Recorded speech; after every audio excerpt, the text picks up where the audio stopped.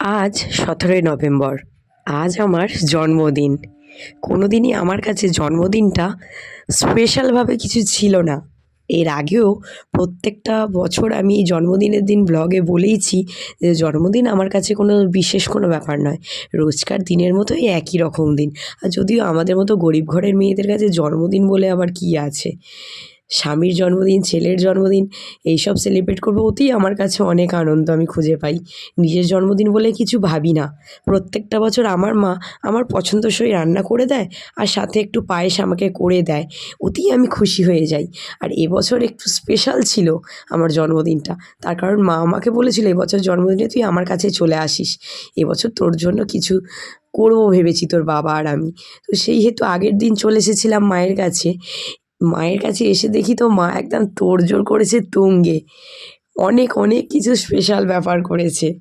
এসে তো সকালে ১ম এ দিয়েছিল, আগের দিন যদিও এসেছি মায়ের কাছে, সকালবেলা আজকে নানপুরি বানিয়ে খাইয়েছে। এরপর দুপুরবেলা দারুণভাবে আশীর্বাদের পর্ব তৈরি করেছে। সেই ধান দুব্বো দিয়ে আশীর্বাদ, চন্দনের ফোঁটা, সাথে প্রদীপের তাপ, মানে যেভাবে আর কি আশীর্বাদের রিচুয়ালস যা যাভাবে পালন করা হয় সেই সব। আমি এতটা খুশি হয়েছি। আর সাথে আমার সোনা পাপাকে সাথে নিয়ে আমি বসেছি খেতে। সোনা পাপাও খুব খুশি যে এগুলোর সাথে কী হচ্ছে। আর ও তো পায়েস খেতে খুব ভালোবাসে, আর আমার তো এই পায়েসটা খুবই ভালো লাগে। আর এই পায়েস না খেতে অসাধারণ হয়েছিল। আর এবছর পায়েস কিন্তু আমার বাবা নিজে হাতে আমার জন্য বানিয়েছিল। কত কিছু রেসিপি করেছে, আলু ভাজা, পেঁয়াজকলি আলু ভাজা, বেগুন ভাজা, মাছ ভাজা, এখানে একটা ডাল, এখানে করেছে আলুর টিক্কি, এটা বাবা করেছে, প্লাস মাছের ঝাল, এখানে আছে চিকেন শাহি কোরমা যেটা আমার বাবা নিজে হাতে বানিয়েছে আমার জন্য, টমেটোর চাটনি, পায়েস, ৫ রকম আমার পছন্দসই মিষ্টি। এবছরে মা তো সারাদিন খেটে রান্না করেছে, সাথে আমার বাবাও এবছর আমার জন্য নিজে হাতে রান্না করে আমাকে খাইয়েছে।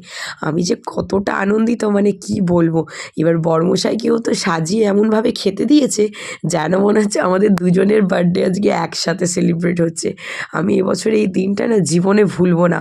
বাবা মা দুজনে দায়িত্ব নিয়ে আমার জন্মদিনটা এত সুন্দর করে তুলেছে।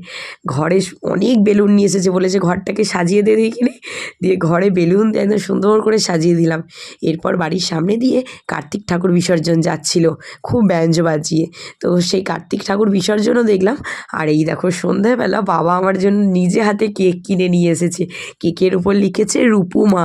আমি দেখে এত খুশি, কোনো দিনও না আমি জন্মদিনে কেক কাটিনি। ফার্স্ট কেটেছিলাম ৫ বছরে, তারপর ১৬ বছরে, তারপর এই বছর।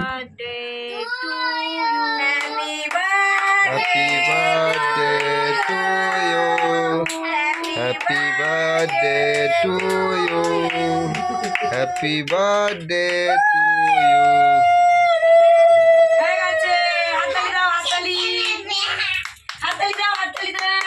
देखिए देखिए প্রত্যেকটা বছর মনের মধ্যে এই সুপ্ত বাসনাটা না আমার লুকিয়েই থাকে যে আমার জন্মদিনে কেক কাটা হবে, কিন্তু হয়ে আর ওঠে না, কপালে থাকে না, কী আর হবে। কিন্তু এবছর আমি পেয়ে এতটাই খুশি যে আমার জন্মদিনেও কেক কাটা হয়েছে। সবাইকে নিয়ে আনন্দ করতে আমার আগাগোড়াই ভালো লাগে, খুব খুশি আমি।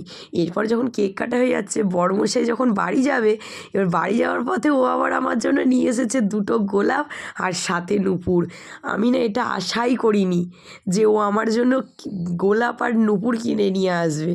আমি খুব খুশি গিফটটা পেয়ে, খুব খুশি। আর সারাদিন বাবা মা দুজন মিলে যে এত কিছু অ্যারেঞ্জ করেছে আমার জন্য, আমার কাছে সারাটা জীবন স্মৃতির খাতায় এই যে তুলে রাখলাম ভিডিওটুকুনি, সারা জীবন আমাকে মনে করাবে যে এই দিনটা আমার কাছে কতটা ভালোভাবে স্পেশাল কেটেছে। এই দিনটা যেন বারবার আমার জীবনে এইভাবেই ফিরে আসে, এই আশাই করি। সবাই আমাকে এইভাবেই ভালোবাসা দিও, আশীর্বাদ করো। টাটা।